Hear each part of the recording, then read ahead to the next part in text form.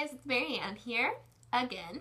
So I wanted to tell you guys a little bit about a fairly confusing topic, joining SAG-AFTRA in the entertainment business. So SAG-AFTRA is the Screen Actors Guilds, and I have no idea what AFTRA stands for. Actors in film and television, I don't know, something. Yeah, film, television, radio? AFTRA? Maybe. I don't know. We'll see. You can look that up. I haven't done my research, clearly. Anyway, that is the union for actors in film and television, as you could have guessed. There's also Equity, which is the theater union, but it's totally separate. SAG and AFTRA used to be separate as well, but I think it was about 2 years ago they merged, which I really like, because then you don't have to pay fees and dues and everything for two things. And it's just, I mean, those two areas overlap so much now. Like, AFTRA was more TV stuff and SAG was more film stuff, and it's like, it's all the same at this point. Like, there's not a big, distinct, different industry for both of those genres of production. So definitely makes sense that they merged. But, well, there's not really a downside to their merging. This is just moving on. So to join the union, it's one of those catch-22s where you have to work union jobs in order to join the union, but you can't get union jobs unless you are in the union.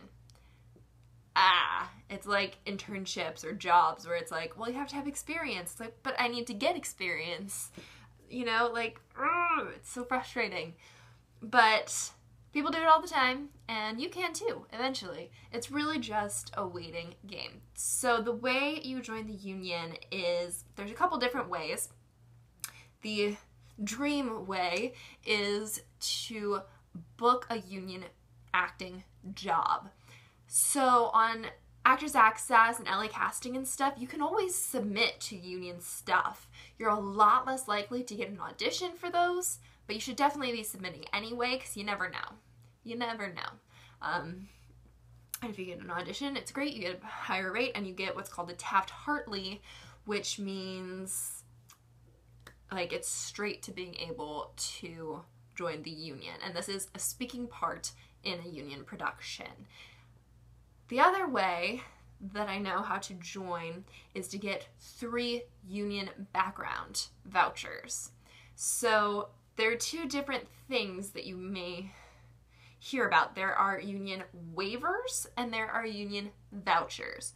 Union waivers are useless to you unless you are in the union. Union waivers just mean it's not going to pay you a SAG-AFTRA rate, but if you are in the union, they'll give you a waiver so you can work the job anyway. Because when you're in the union, you're not allowed to work non-union jobs. But the waiver sort of covers that, so student films usually have waivers available. So those have nothing to do with joining the union. That's for people that are already in the union. Totally separate thing. Union vouchers are gold to people that aren't in the union yet. The union voucher, if you're doing background work, there are limits for how many, or quotas for how many union background actors they have to hire. I believe it's 12 or around there that you have to hire. So sometimes if a union background performer doesn't show up, they may just give the voucher to a non-union person because they need to have 12 of those filled out.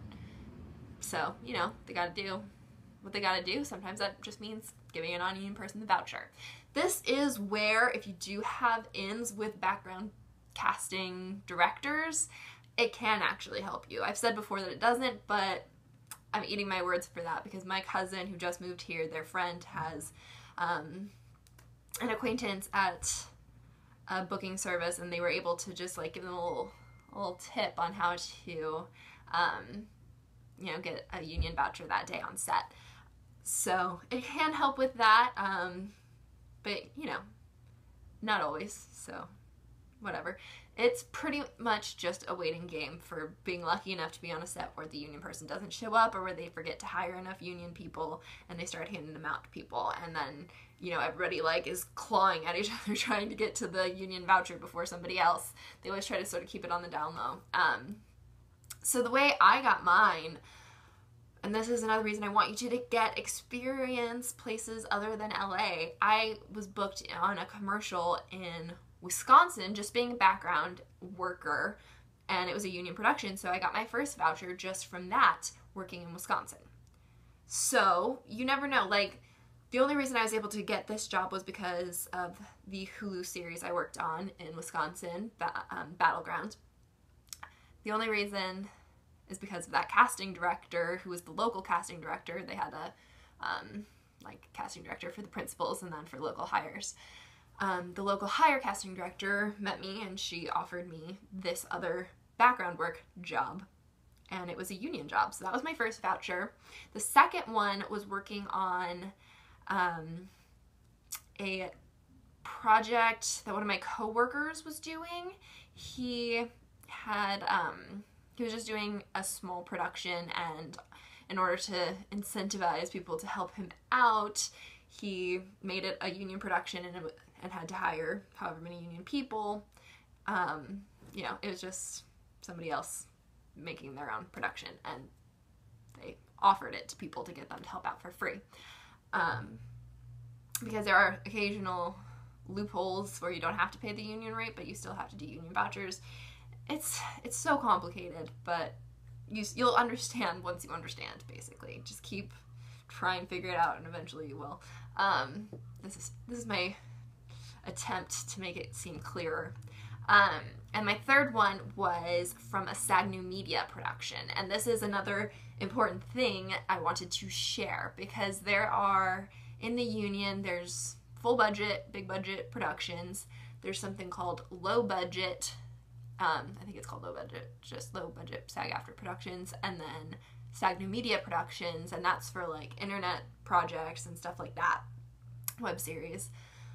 So they recently changed it, well, it's probably not even recent anymore, like a year or two ago, they changed the rules so that SAG New Media projects also had to have the 12 union background workers. But that is a tricky spot to fill unless they are paying the full union rate, because union background actors are accustomed to making more money than non-union, so a lot of them don't want to work for less money, and a lot of SAG New Media productions only offer less money. So that leaves a huge opening for non-union people. So definitely check out, like, if you see a SAG New Media production that is asking for background actors, I would say take it, because you might have a shot at that voucher. You never know. So that's one thing, and yeah, low budget as well. Sometimes they won't be paying the full union rate for their union players, and if they can't find enough people willing to work for less, they'll have to give it to a non-union person. And you need 3 of those to become eligible. Now, it's not like an instant thing, because SAG takes a long time to process stuff, and there's a number you can call. Just call the local office and like be like, hey, did you get enough? Am I eligible? But it will, I would say, wait like 2 months after your union job, your third one, to call them and check on it, because yeah, you never know what's going to happen there. Sometimes they might lose it, and that's a problem, so you have to have them look it up.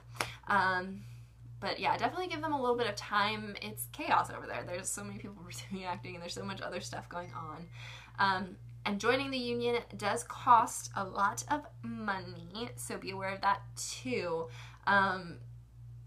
So to join the union, once you have your 3 background vouchers or your Taft-Hartley, or you could also make your own low-budget SAG production, but only do that if you're actually making a high-quality production, and then you can hire yourself as the SAG-AFTRA actor. But I believe to do that, you also have to have at least one already SAG-AFTRA performer in the production to make it legitimate. But that I'm not an expert on, because that's not how I did it. But yeah, you can definitely produce your own thing and make it union and hire yourself as the actor, and there you go, you're in. So yes, to join the union, it costs $3,100 right now. There's always rumors that it's gonna go up. I bought into those rumors, so I got a loan to buy it before the price went up, but it still hasn't, and I'm 3 months from paying off the loan. So, you know, if you can afford $150 a month payments, start making them into a savings account right now. You'll, 20 months later, have your $3,000, and you'll be able to join the union. Don't take out a loan. There really isn't a rush. And it's hard to wait. I didn't. I'm totally being a hypocrite here. But, I mean, I might have been able to work a bunch of non-union jobs, but I limited myself because I was so eager to, like, go join the union, be an official actor. But it cuts your opportunities in half. But, you know, it opens the doors to some cooler opportunities, but those take time and connections to get. So, I don't know. I digress. So yes, $3,100, and then twice a year you pay your dues, and those are based on your SAG-AFTRA income. So they keep track of how much you're making in your background jobs or acting jobs and all of that, and a percentage of that you have to pay in dues. And there's also just like a minimum balance that you owe. So I've barely made any money from SAG-AFTRA jobs this year. So my dues were the minimum, but it was still, I think like maybe $130, maybe just $100. $100 to $130 every 6 months. It's November and then whatever, like, is that May? November and May, I think. The first of those months you have to pay your dues. So there's that. But SAG-AFTRA does have so many benefits. They offer so many like free opportunities, free seminars. You get free screeners for not Oscar movies, SAG-AFTRA award movies. That makes sense. But you know, it always leads to the Oscars, and it's always the same movies. So you get a bunch of those in the mail. You can go to free screenings, and that's just so cool. You get, what else? Some sets treat union actors better than non-union, which feels horrible when you are non-union. When you are union, it is awesome. When you're in the union, you get whatever the crew gets. So if they have really nice craft services and really nice food at lunches, you have a right to that food now.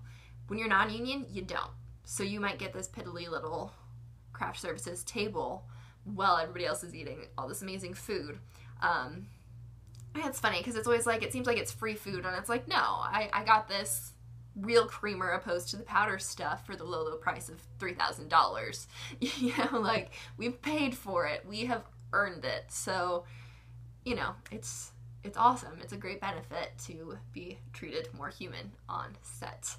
So that's another benefit of it. And then, yeah, it just feels more official. It's just exciting.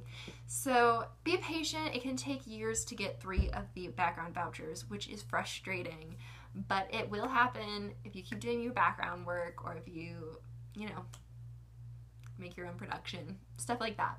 If you guys have any other questions about SAG-AFTRA, please let me know in the comments below. I'm not sure if I covered everything, but sorry guys, my video cut off for a second, but that was pretty much all I had to say. But yeah, pretty much anything you see in theaters and you see on TV, commercials included, pretty much all of that stuff is SAG-AFTRA. There are exceptions. There are smaller budget things. I think maybe some MTV shows or something are not union. I might be wrong about that, though. I just know they are smaller budgets, usually. But yeah, there's pretty much everything you see is SAG-AFTRA, which is why it feels like such an accomplishment to join it, and it's such a big deal because you now have access to those productions, because there is a huge incentive for productions also to hire union actors rather than non-union, because I think they have to pay fees if they hire a non-union actor instead of a union when they're a union production. So it saves them money. And I should also note there is an instance where sometimes you become a must join, and that means that the next time you work a union job, you have to join the union. I'm not sure how many background vouchers it is. I think they're a little more lax with that. Like once you get 3, you can join, but you're not obligated to. I think it's more if you have a couple speaking roles in union productions under your belts, they really want you to join, and if you don't, they kind of don't like that. So you're considered a must join, and you must join within 30 days of your next acting job in the union. So yeah, that's my whole spiel. Thank you guys so much for watching, and again, let me know if you have any questions and I will respond as soon as possible, or maybe make another video about it. All right, talk to you guys again soon.